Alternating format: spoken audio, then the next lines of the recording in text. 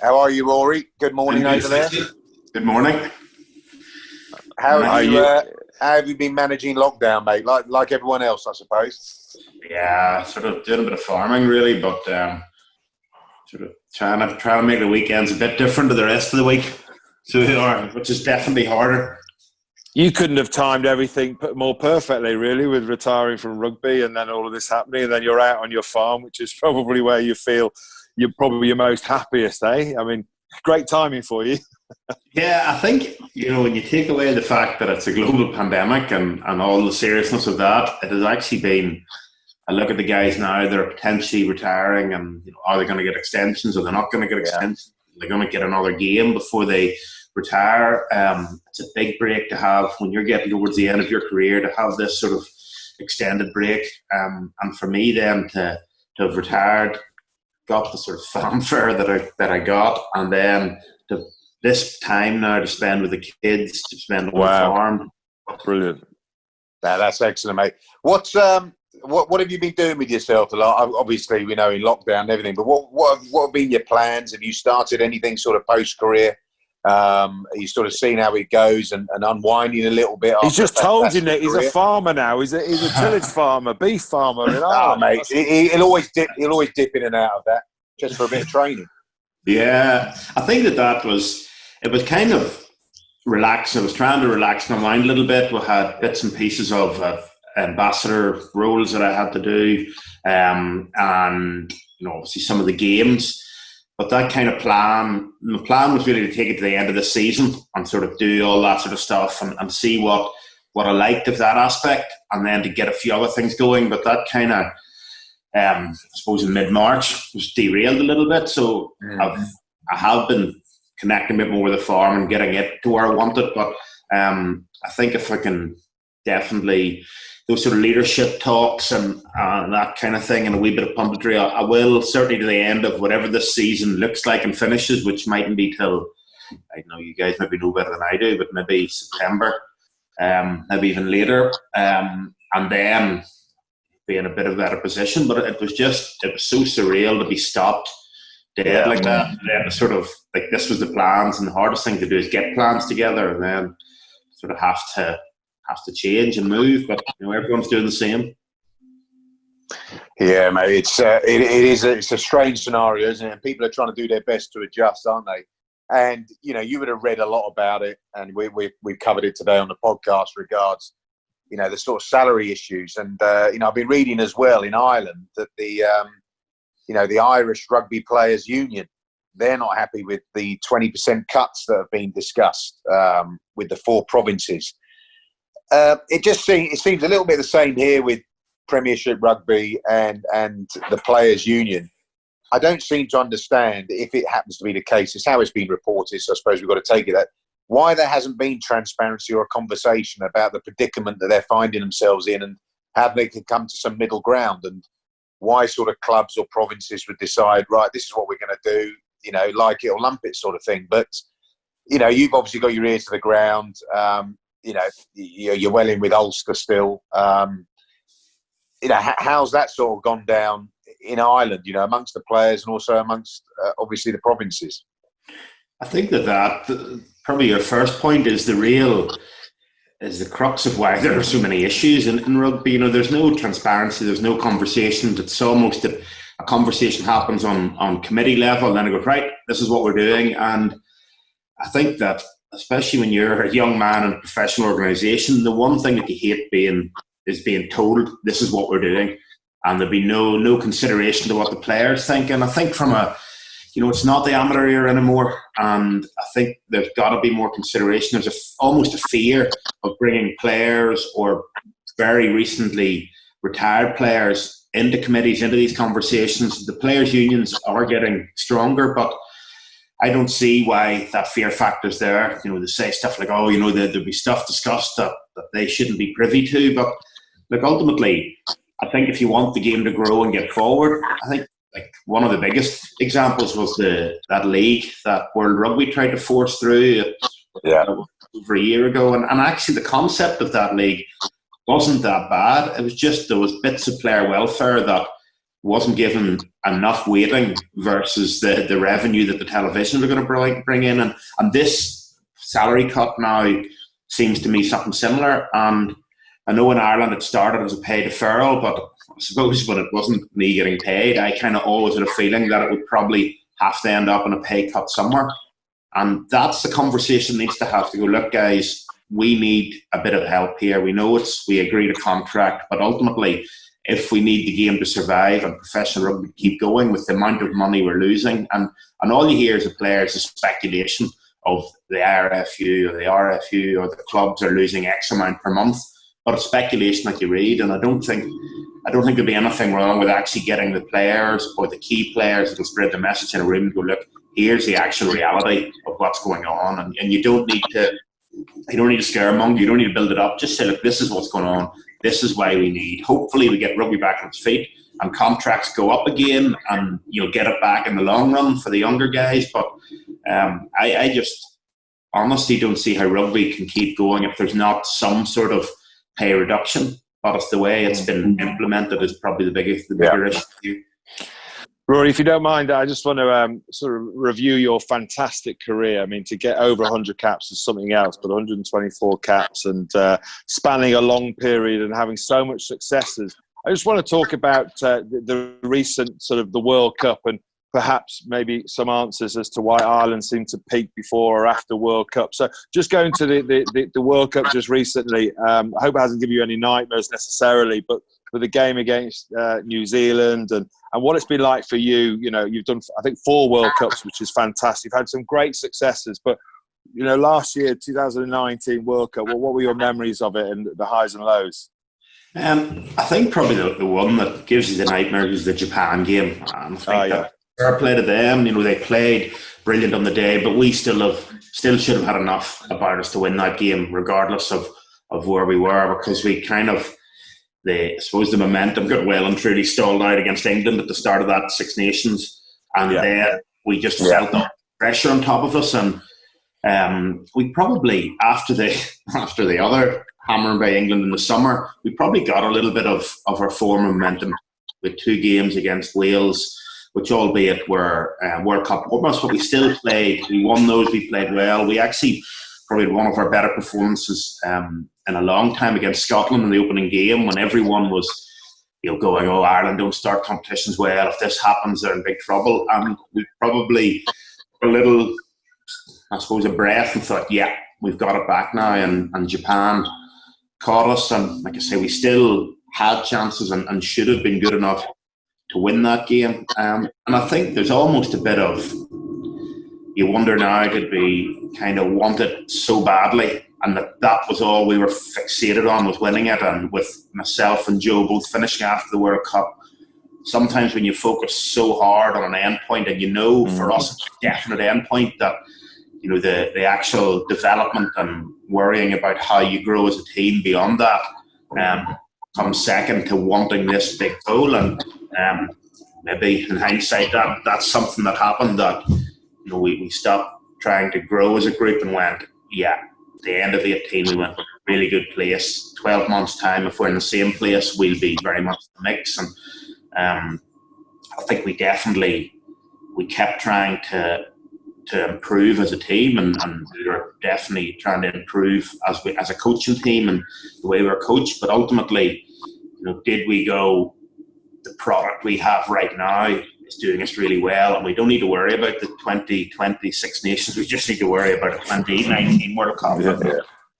It's hard really to know, but there's no doubt that even, you know, now everything's about memories, because there's not very much live sport going on. And there was a flashback to Ireland beating Japan on that tour in 2017 with all these kids making their debut, and that flashed up, and it was a very similar Japanese team, and that was another one I just sort of shook my head and went, like, how did we lose that? Because ultimately, I know South Africa won it, but you really would rather not play the All Blacks in a quarter-final of a World Cup, especially when you have history. You saw what they did to France in 15 off the back of history, and as soon as people start to go, "Oh, well, Ireland have beaten them, and, you know, this could be the time," that's when they up their game. And They like it. They do like a bit of payback at World Cups, don't they? 95, Kieran, you beat them in 93. Yeah, don't remember. They smashed us. We beat them 93, killed us. But South Africa, Rassie, clearly, obviously, with his experience, especially in Ireland with Munster as well, for the sort of year and a half he was there, he's got a lot of respect for Irish rugby. And Ireland, out of all the home nations, probably had the best record against South Africa, sort of certainly in the last 10 years. He was really concerned about that quarter-final. He said, hasn't he? He said before, he said that was the game he was looking at more than the New Zealand group game, where he knew that win or lose they would qualify, and he was looking at both options of whether they won the group or came second. And after that, losing that New Zealand game, that was where his focus was. So suddenly it changed from his point of view. But he had a lot of respect for you guys. Yeah, and actually the way they play probably suits the way we play. I think we play reasonably similar. When you get a chance to go, you go. But ultimately, it's about making sure your basics, your set piece, you're good under the high ball, that you kick smart, you kick at the right time.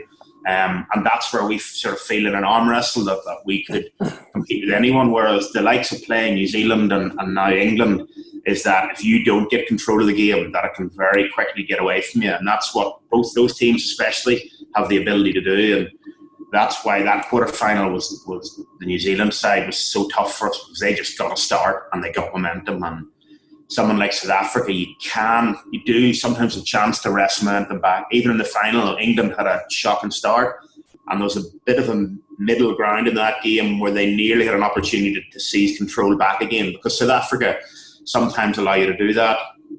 England couldn't quite manage it, and then off South Africa went with the way they finished. But yeah, there's no doubt that the way we play, and because we're used to playing them, there probably isn't the same fear factor with South Africa there is for New Zealand with Ireland, because ultimately we've beaten New Zealand twice in 115, 16, maybe 18 years, whatever it is. It's not a fantastic record we have.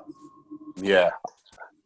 I particularly enjoyed your book, and in the book, I mean, I know there's a lot of publicity about it, where I suppose unfairly they picked out little bits from that book that criticised Joe Smith. But when I sort of listened to the interviews, your interviews, and the sort of context that it was said, I've noticed, and for those of our listeners, where you said you felt that you were overcoached to some extent, and the senior players should have done more. But we've been there, Nick has been there, I've been there, where you want to win so much and sometimes you just lose sight of actually, I mean, certainly in the World Cup 2003, at one stage, we had 4 or 5 coaches all wanting a session. Martin Johnson just literally said, that's enough. We're not having any more coaching from any of you. The last 2 days is ours. So it's interesting you talk about that, because I see that all the time, with club rugby and international rugby. It's hard to get the right mix, isn't it? Yeah, and I think that was sort of the comment that, in hindsight, that really I should have, certainly as a senior player group, we should have been on top of that to go, yeah, look, we don't need this. And I suppose we did to an extent. In the summer after the England game, we said, look, we need this space. And my point with Joe was that, he's so across everything that firstly, just if he says you need to do it, a lot of the time you just go, yeah, look, well, this guy knows his stuff. We trust him implicitly, so we'll do it. But also if you are organised, and so after the England game in the summer, we said, look, that last captain's run through, we don't want anyone on the pitch, we don't want any meetings, it's over to us. And we did that by and large, and just, I suppose on a Sunday night I said, look, this is what we're thinking of doing. Captain's run, it may change a little bit depending on what has, how training has went, but by and large, we think we're in a good place, or we might need to do a bit more. And probably that sort of eased back a little bit. I sort of stopped being maybe as organised, because I sort of went, right, we're in their routine now.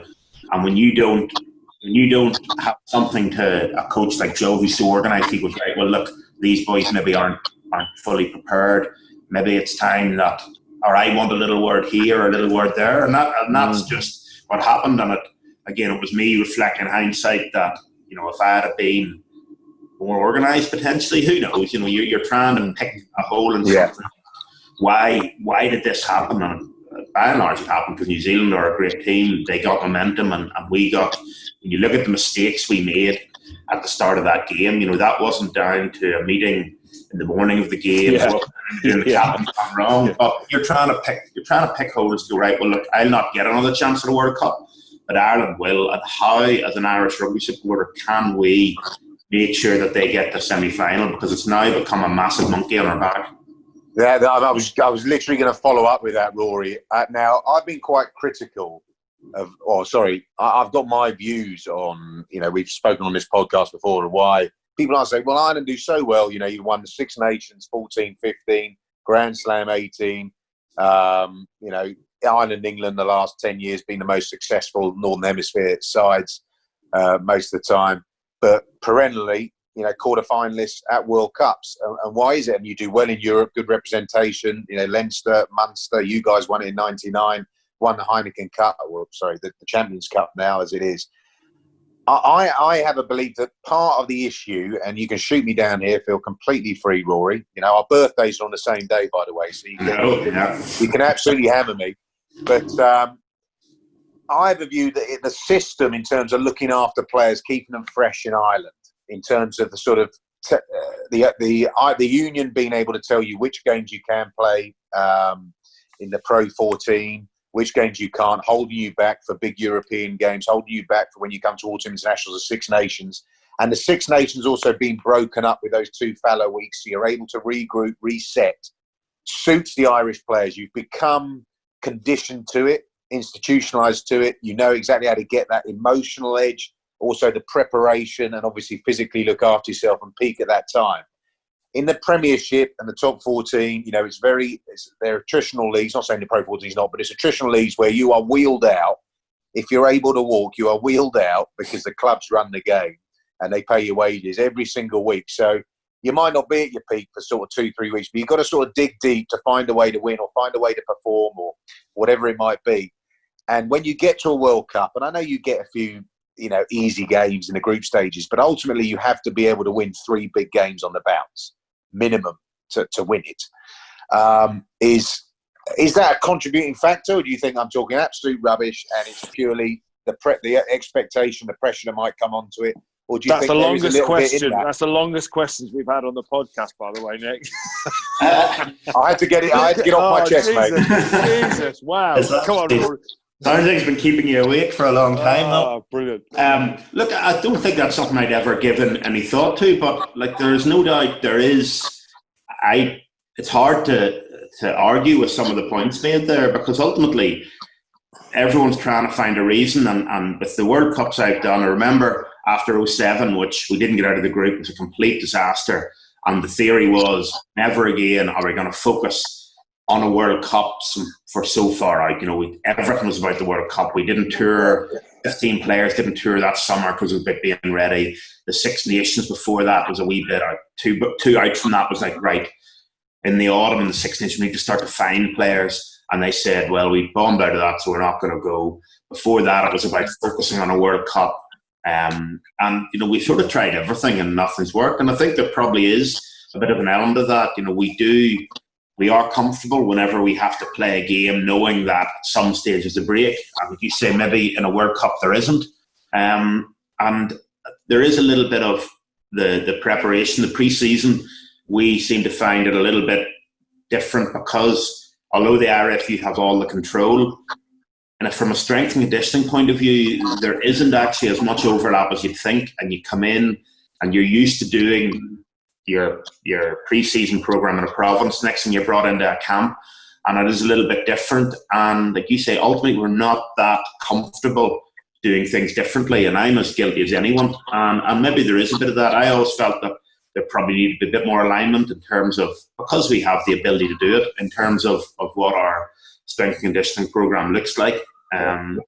But yeah, look, I think there's definitely something in that. I think pure from a Northern Hemisphere point of view, we've only had one World Cup win from a Northern Hemisphere in, what has there been, 10, 11 World Cups, maybe not as much as that. And I do think there is something around the timing of it. I think it is very different having to go finish a season, get a bit of a break, and then rebuild. So you're using the first 4 or 5 weeks of that break to actually get yourself conditioned. Then you're doing the World Cup warm-ups, and they are a bit of a they're a bit hit and miss, because there's people are just trying to find a bit of form. People are trying to get themselves into selection. Everyone has really had their own agenda in that. It's not like a proper international, and then you're thrown into a World Cup. Whereas when we go November or Six Nations, you've played a bit of rugby and you're ready to go. And whereas the Southern Hemisphere, the opposite, they're sort of slightly reduced, condensed season, and then they're ready to go. So when they meet up in camp, they can just concentrate fully on the rugby because they are, by and large, conditioned. But I think that probably any and all answers as to why Ireland have struggled at World Cups are very welcome. And I think it's hard to argue with that theory. I think it's great in terms of the longevity of careers. But in terms of your point, Nick, but also the fact that because we're so well looked after, there's not a lot of fluctuation in our starting team. You almost feel like we don't have an infinite number of international players, so we need to look after them. And that's why Ireland and New Zealand especially have more internationals than anyone else, I think, because that system geared up to go, we need to protect our assets because we don't have very many of them. Do you mind me asking, you've had such a long career, so what would be your most favourite part of your career, moments, and in particular, favourite wins against the old enemy, England? Well, I think the Grand Slam in 18 obviously was, we had stopped the Grand Slam the year before. There was all this talk of payback, and we'd actually been playing. We were a little bit patchy at the start of that against France, and we got away with a win through an unbelievable team try, but a bit of skill at the end from Johnny Sexton, and then for us to still, under all the pressure in Twickenham, which is a very difficult place to go and win, as I think some of our boys have now found out twice. But to go there and actually play our best that was our best performance of the entire championship. Was very pleasing. And on St Paddy's weekend, mate, and the Cheltenham races as well, I think, was just in that Friday. Yeah, it was a big Irish week all around, that one, I think. And and obviously to lift the Grand Slam, I've been lucky enough to do it twice. Ireland have only ever done it 3 times in their history, so to do that in Twickenham with a performance like that was incredible. There's the 2 New Zealand games, and it's funny, like the World Cup in 11 was for me sort of one of the greatest periods in my career in Ireland. We were playing well up until the Wales game in the quarter-final. We were playing well. New Zealand, going there in June, I was dreading going to this World Cup, because going to New Zealand in June, it's like being in Ireland or England or the UK in November 10 years ago. It's just not that pleasant, and you get the crap kicked out of you. Going, this World Cup is going to be miserable, and actually going there in September, October was really, really good. It was every day was getting slightly warmer rather than slightly colder and wetter, and I just really enjoyed that. I suppose I was probably in my late 20s, so it's a good time to be playing. You didn't have very many responsibilities outside of playing rugby, and you weren't the captain. You were kind of a senior player, but it wasn't really like that then. So you just go and play and enjoy it. And when we arrived, we trained really hard, and we said, right, when we arrive, we're going to have a couple of nights out when we first arrived to get obviously acclimatised, and it was a really good feeling about it. Mate, I'm going to ask you a question about that New Zealand World Cup, because I was there and we got pilloried and hammered in the press. And one of the things we got hammered for, outside of dwarf throwing, obviously, was the bungee jumping we did. And I spoke to a few of your lads, and they tell me that you guys were all out bungee jumping, probably a few with no clothes on as well. Not a whisper with the media at all whatsoever. Is it just like the Irish charm that you manage? Okay, you befriend the media, not a bad word. We'll give you a little bit of info here, or we'll let you into our camp. But I remember a few of us felt hard done by this. Oh, well, the Irish were doing their bungee jumps naked. And, we just did it. It was about 7 of us went and did a bungee jump. That was it. And, it's all over the papers here. And it got blamed for us getting bombed out and all that sort of stuff. But it was good fun. Queenstown's a good place, isn't it? It was brilliant. And there was a bit, but we did feel very sorry for you guys now, the way you got hammered. Because we were thanks, mate. Thanks for that. Yeah, bar the actual throwing. That softened the whole experience for me. Cheers. Yeah, but I did. There was a bit of a theory amongst us that if we hadn't beaten Australia, that they were geared up and ready to go come at us. Because we didn't play that well against the US in our first game. And it was almost like, right, we need a big moment in time, and losing to Australia, it's going to be because they were bungee jumping, it's going to be because they were doing X, Y, and Z. But we thankfully produced one of our best performances that day, and it was kind of just, right, well, let's focus on the rugby, which I'm not sure we necessarily have. I think probably earlier in my career, the media were a wee bit more, look, the only professional sport, the big team, let's get behind them. Whereas certainly more recently, it has been a little bit more. I felt at the start of 19, it was almost an expectation that they wanted failure. The pressure really came on because they can't be this good. It's not it's not fair. Joe's tactics, that should never work. And then as soon as England defeated us at the Aviva, it was like, right, let's open up the floodgates here. And we really got hammered for a year, and it didn't matter what we did. It was just like, oh yeah, this is just it. Joe's telling them what to do. Joe's doing this, and actually, the camp itself was really good, but the media just piled pressure, and even when we'd win, it still wasn't good enough. And it's amazing how people go, but that shouldn't matter, but it does, because you can't escape it. And it's amazing how short their memories are, aren't they? When it's not going well, they sort of hark back to the days when it was going well, and then when suddenly it's as good a team as you've ever had, it's not good enough. Yeah. But look, that's just the nature of the sport. I've got a quick question for you in terms of your island experiences. Croke Park, Aviva, or the old Lansdowne? Which one was your favourite? It's probably the Aviva. Just those couple of games at Croke Park were incredible. Problem is, I have a couple of brilliant memories there and a couple of bad ones. We obviously lost to France in what would have been potentially going for a Grand Slam the following week in Italy, and then we lost to Scotland in a Triple Crown. The last ever game at Croke Park was a Triple Crown, and that wasn't a particularly good performance. But like the Aviva now has been, I think people raised eyebrows when it was built. 55,000. It's not big enough. One end of it has about 3 rows to it. This just won't work. But in terms of, once they got over the initial, the guy sort of went, this isn't like the old beer marquee at the back of Lansdowne Road. You can actually stand at a bar and keep a wee look out to see when the anthems are finished and come out, because it was empty at the start.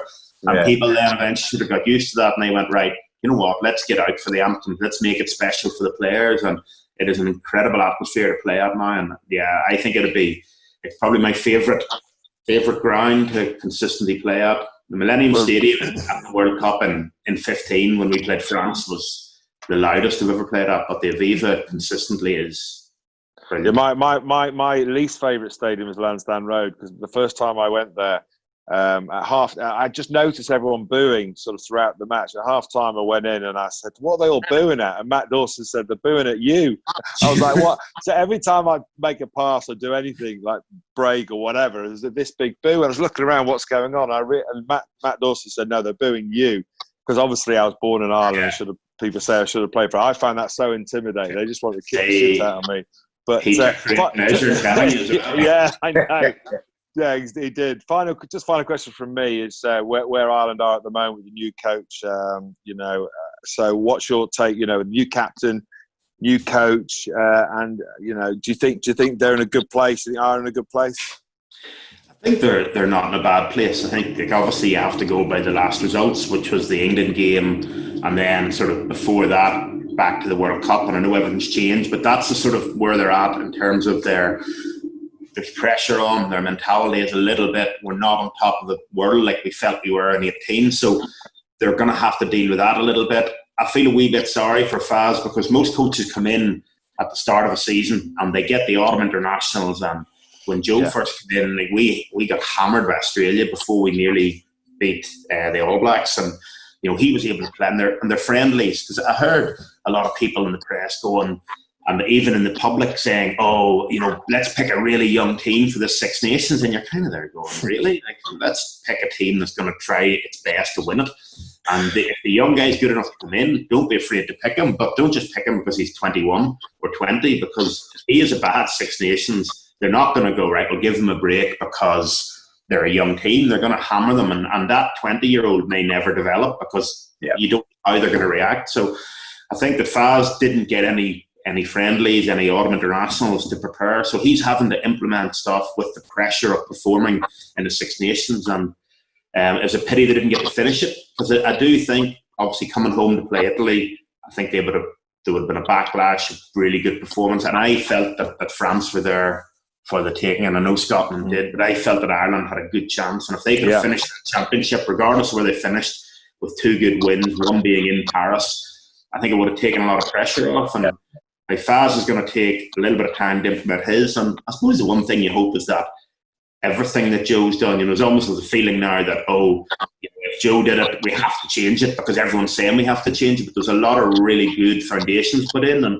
and it worked really well, and keep those foundations, but let Andy add whatever he wants to add to it. I think the game's changed a little bit since the end of 18. I think it is more about the ball, unstructured ball in play, and making sure that you can use that, and your forwards have to run onto the ball. Standing still, carrying it now, defences just eat you up. So all of that is going to have to change, the ability to play with the ball. But you look at the way they're training, and from chatting to the boys, that they're going to do that. And I don't think Ireland are in a bad place. Because you look at Europe, which can be a bit of a benchmark. Leinster are still certainly one of the top 2 teams in Europe by a bit of a distance. I think those two, and then Ulster are coming through, and Munster are just kind of. You've got a very good age profile across much of the squad as well, with a good number of caps, and I suppose the 2019 Herc can certainly hopefully guide you to go further in the tournament in 2023, just like England in 2015 and 2019. A lot of those players played in 2015. Just one question there is 9 and 10. Conor Murray, Johnny Sexton, legend players, achieved so much in their careers. Obviously the press are sort of getting after them. Are they going to be around for the next World Cup? But if they're not the starters for the next World Cup, we won't delve too deeply into whether they'll keep their form or should be there or shouldn't be there. Who would, at the moment, who would be your 9 and 10 if they weren't around for the next World Cup? Who are you looking at? I think if the 2 boys weren't there, you'd probably be, at the minute, the way John Cooney's playing at Ulster, and we obviously, with it being Ulster, I get to watch him quite a bit. I played him at Ulster. He definitely is somebody that enjoys when he feels his tail's up, and it's very much that at the minute, and he's riding a crest or wave. So he's the form. Outside of not having Johnny and Connor, at the minute, John Cooney's the 49, and for me, I think that Ross Byrne, or even his brother Harry, I think are the 2 guys that I think Joey Carberry has just had those couple of injuries. So, to see how he comes back and what he can bring, because he's a talented boy. But the 2 Byrnes, in terms of a complete package, that can run a game, they can kick, they have good passing sets, and they are 2 boys that'll be interesting if they could get a run of games somewhere, what they could do. On that note, thanks for your time. I know you're itching to get back on your tractor and go and see your cattle. But thanks for being open and honest. Lovely to talk to you, and congratulations on a great career, and enjoy retirement like myself and Nick. And I think you're going to age a bit better than maybe me, at least, than Nick. So good luck with it, and congratulations on a great career. Mate, great to chat to you, mate, and get out on that golf course as well. I will do. I definitely will. Brilliant. Cheers, guys. Cheers.